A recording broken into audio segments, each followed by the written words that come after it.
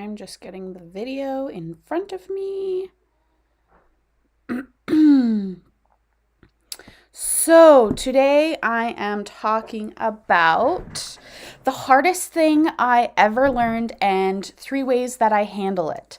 So, first off, if you are watching on my YouTube channel and it's your first time visiting my YouTube channel, go ahead and click the subscribe button down below and the bell so that you get notified when new videos come on.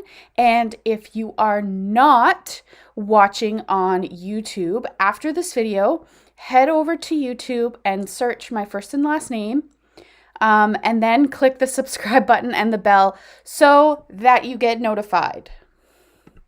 Alrighty, so the hardest thing that I ever learned, I remember this like it was yesterday, actually. So the hardest thing I ever learned, so growing up, let me give you a little bit of a backstory. Growing up, my grandma always told me that my best was good enough. She said, Emily, as long as you're doing your best, that's good enough.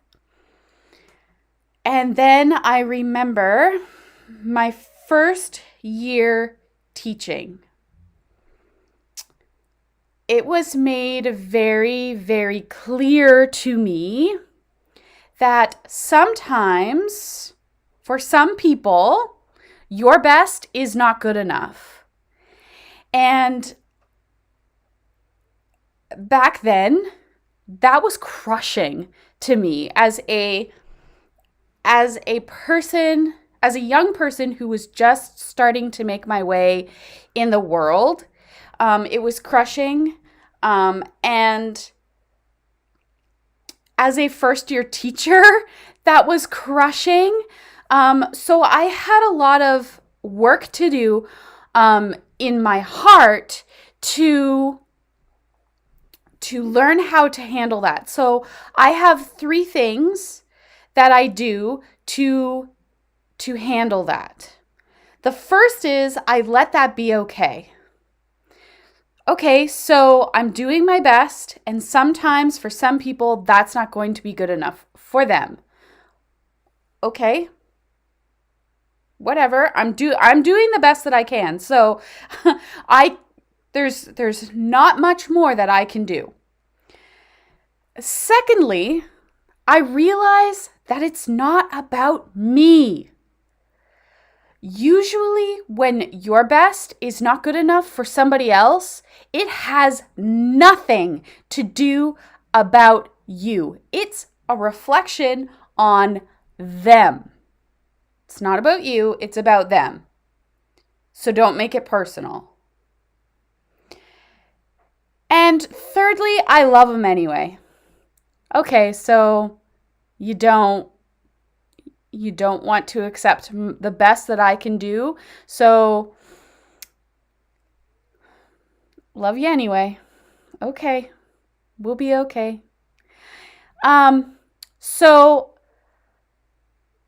if you've got any questions, please pop them in the comments.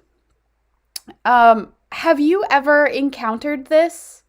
Has somebody ever made it blatantly obvious, or maybe even said it outright, that your best was not good enough for them?